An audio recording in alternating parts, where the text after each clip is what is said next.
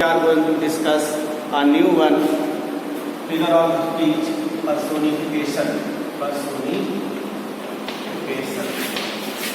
is based on similarity.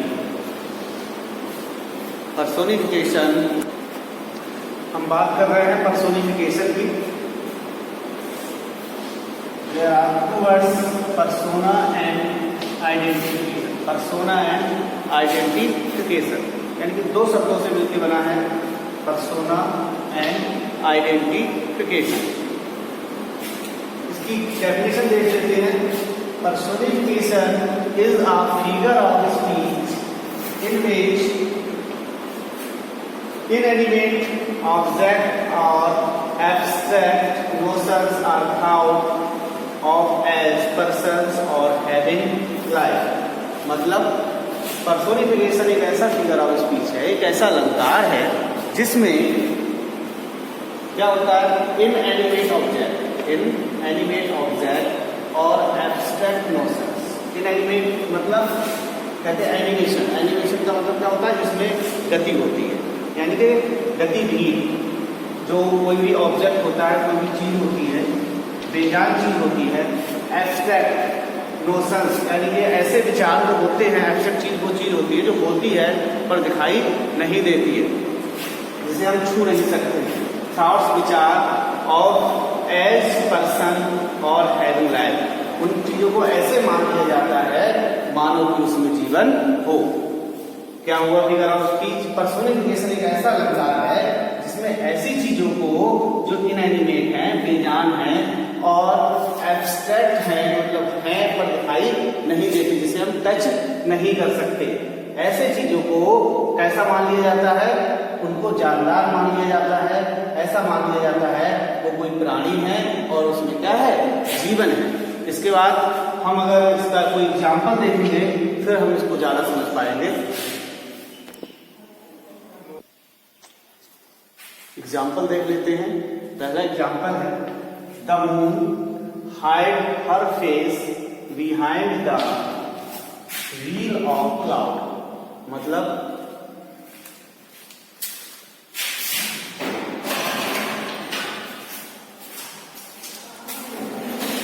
देखिएगा, the moon hide her face behind the wheel of cloud. ये PV शैली की बहुत प्रसिद्ध पोएम है द क्लाउड. इसमें ये जो क्लाउड है, जो बादल है, उसके लिए संबोधित किया गया है, एड्रेस किया गया है. क्या था? The moon hide the her face behind the wheel of cloud. यानी कि जब मून चंद्रमा हाइड हर फेस, अपना चेहरा छुपा लेता है, बिहाइंड द व्हील घूंघट ऑफ क्लाउड. क्लाउड मतलब बादल. चंद्रमा है, अपने बादलों के घूंघट से अपना क्या कर लेता है, चेहरा छिपा लेता है. घूंघट से क्या काम आता है? कोई आता है, आजकल तो घूंघट सब खत्म हो गया है, पहले चलता था घूंघट का रिवाज, अब कोई नहीं कर रहा है. अगर कोई करता है तो उसे प्रिमिटिव गाँव के लोग इस टाइप से लोग कहते हैं. लेकिन ये मानना है अपना, कोई अच्छा बताता है, कोई गलत बताता है. लेकिन पुराने समय में उदाहरण बहरहाल जिस प्रकार से चेहरा छिपा लेते हैं औरतें अपना चेहरा, हमारे यहाँ भी चल रहा है थोड़ा बहुत, कि चेहरा क्या करते हैं, घूंघट से क्या काम आता है, चेहरा छिपाने का काम आता है. आजकल वैसे तो नहीं, लेकिन धूप में देखा जा रहा है, छुपाया जाता है. ठीक है, तो उसी प्रकार औरतें या जो भी है चेहरा छुपाते हैं घूंघट से. उसी प्रकार चंद्रमा को भी यहाँ पर बताया गया है, किसके? बादलों के घूंघट से क्या कर लेता है, चेहरा छुपा लेता है. तो अब बताओ इन दोनों में से कौन ऐसा है जो प्राणी है?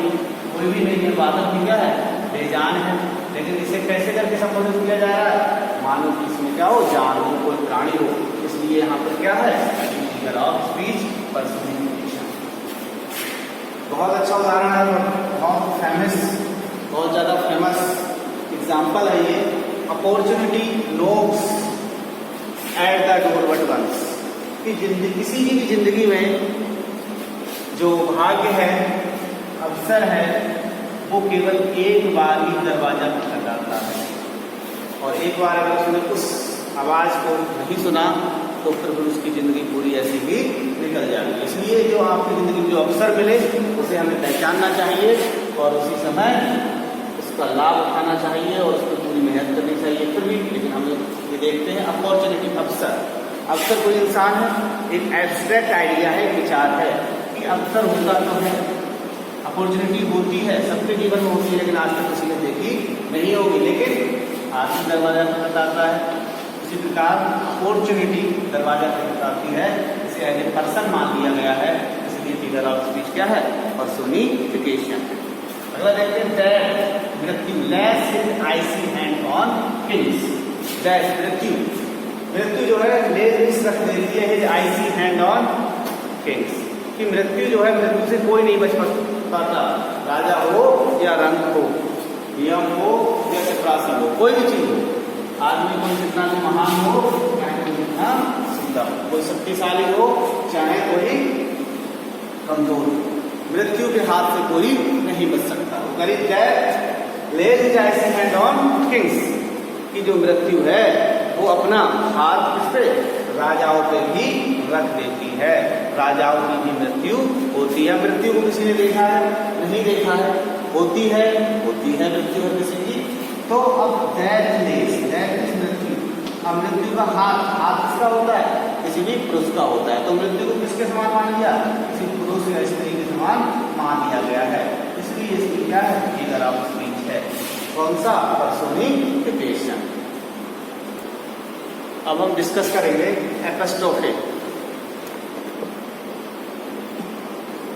दो शब्दों से मिलकर बनाए गए वर्ड से एपोस्ट्रोफिया, इसका मीन होता है टू कॉल और टू एड्रेस, किसी को पुकारना या किसी को संबोधित करना। इसकी डेफिनेशन देख लेते हैं।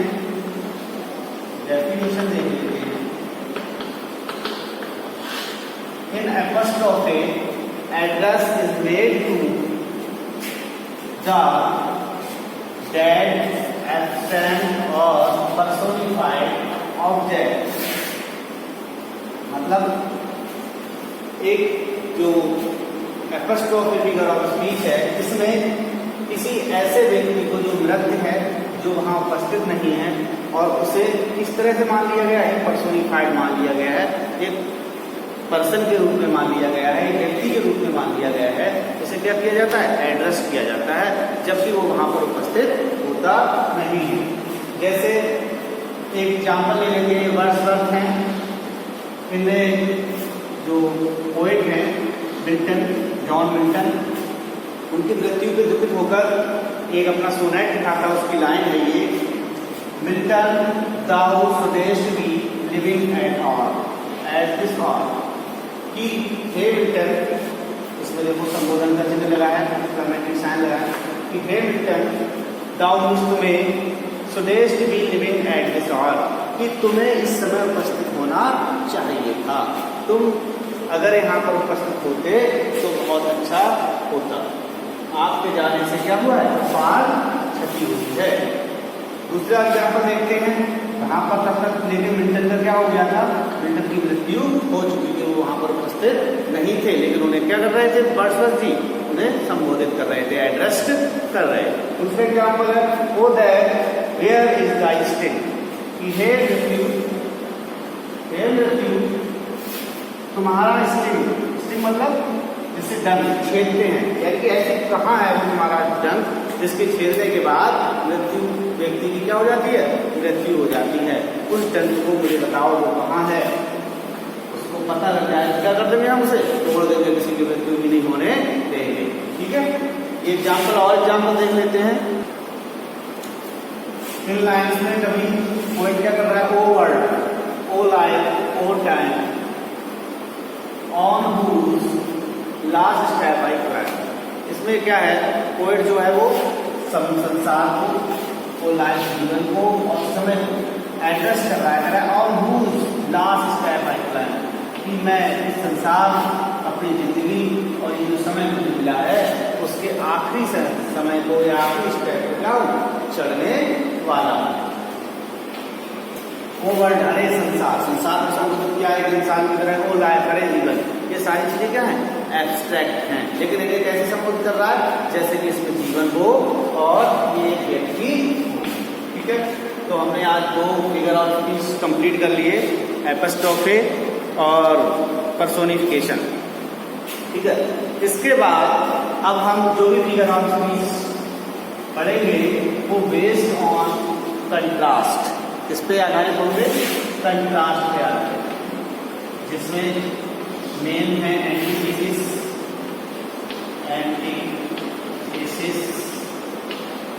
एपिग्राम,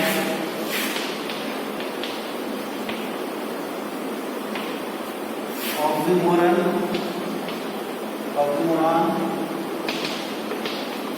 ठीक है, कई सारे हैं। अब हम कंट्रास्ट के बेस पर जो फिगर ऑफ स्पीच है वो पढ़ेंगे नेक्स्ट वीडियो में। और मैं आपको बताऊं, फिगर ऑफ स्पीच ये केवल टीजीटी, पीजीटी या इंटर क्लास के लिए नहीं, सभी के लिए जरूरी है, क्योंकि अब जो कोर्स चेंज हुआ है की बोर्ड का, हाई स्कूल का, इंटर का, वो बेस्ड ऑन एनसीईआरटी है। इस पे है बेस्ड ऑन एनसीईआरटी, तो उसमें जो भी पोएम है, हर पोएम में एक जो क्वेश्चन है वो फिगर ऑफ स्पीच पे डिपेंड करता है, फिगर ऑफ स्पीच के अनुसार ही आ रहा है। अभी मैंने किताब देखी थी, नई कोर्स देखा है, किताबें हैं, तो उसमें हर किसी पोएम के बाद एक क्वेश्चन बनता है, वो फिगर ऑफ स्पीच के हिसाब से ही बनता है कि इन लाइन में कौन सा फिगर ऑफ स्पीच है। तो वो हाई स्कूल, इंटर सबके लिए, और जो आगे की परीक्षा की तैयारी करें सबके लिए फिगर ऑफ स्पीच जरूरी है। अगर आप लोगों का रिस्पॉन्स ठीक मिलता है तो हम हाई स्कूल कक्षा 10, 12, 9 और 11 सबके लिए इंग्लिश का जो नया कोर्स आया है, न्यू कोर्स, उसके लिए भी वीडियो बना देंगे अलग से, जिसमें बुक्स होंगी तुम्हारी और ग्रामर दोनों की। अगर आपका रिस्पॉन्स अच्छा मिलता है तो न्यू पैटर्न पे आधारित जो किताबें आई हैं, नया कोर्स आया है, उस पर सारे वीडियो हम आपको बना के देंगे, एक नंबर एक लेसन से लेके लास्ट तक, हाई स्कूल का, इंटर का, नंबर का, अगर आप लोगों का रिस्पॉन्स ठीक मिलता है।